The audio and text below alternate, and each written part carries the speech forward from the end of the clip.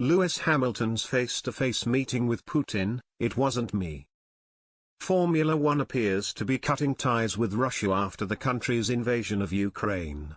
The sport has already announced that the Russian Grand Prix will no longer be on the 2022 calendar, and now, Haas, the team that finished last in the standings in 2021, faces an uncertain future as its Russian F1 driver Nikita Mazepin could face a ban from racing.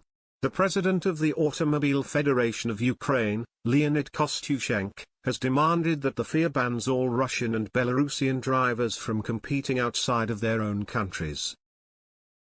An FIA spokesperson told the PA news agency, "An extraordinary meeting of the World Motorsport Council will be convened tomorrow to discuss matters relating to the ongoing crisis in Ukraine. Further updates will be given following the meeting." Haas also removed the branding of its partner Alkali during testing in Barcelona. The company is owned partly by oligarch Dmitry Mazepin, father of Nikita.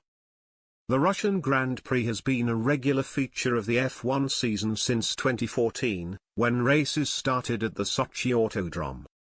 In 2015, Hamilton won the Russian Grand Prix, and accidentally soaked Putin while celebrating with a bottle of champagne. At the time the Russian leader laughed it off, but after winning again in 2018, Hamilton came face-to-face with Putin once more, promising him he would make sure he did not hit him with any champagne. In the green room after the race, Putin was caught on TV speaking to a translator, who turned to Hamilton and said, "I am accustomed to awarding you something each year. Year after year." Hamilton interrupted him and said, "This year I won't spray you with champagne. Last time it wasn't me. It was someone else." The Mercedes star accepted the trophy for winning the race and shook Putin's hand. Last week, Hamilton took a stand against the Russian president after the violent invasion of Ukraine.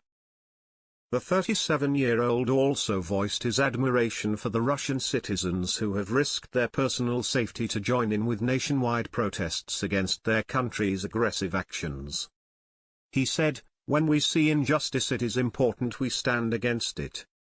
My heart goes out to all the courageous people of Ukraine who are facing such terrible attacks for simply choosing a better future. I stand with the Russian citizens who oppose this violence and seek peace, often at risk to their own freedom. Please stay safe, everyone.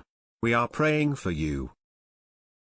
Before F1 announced that the Russian Grand Prix was off, Aston Martin driver Sebastian Vettel said last week that he would have boycotted a race in Russia had it gone ahead.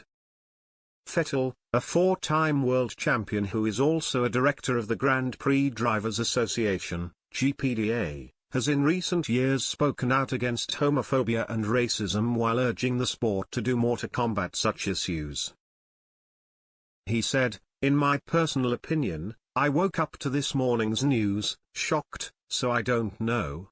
I think it's horrible to see what is happening. Obviously, if you look at the calendar, we have a race scheduled in Russia. For myself, my own opinion is I should not go, I will not go. I think it's wrong to race in the country. I'm sorry for the people, innocent people that are losing their lives, that are getting killed for stupid reasons and a very, very strange and mad leadership. I'm sure it's something that we will talk about, but personally I'm just so shocked and sad to see what is going on. So we will see, going forward, but I think my decision is already made."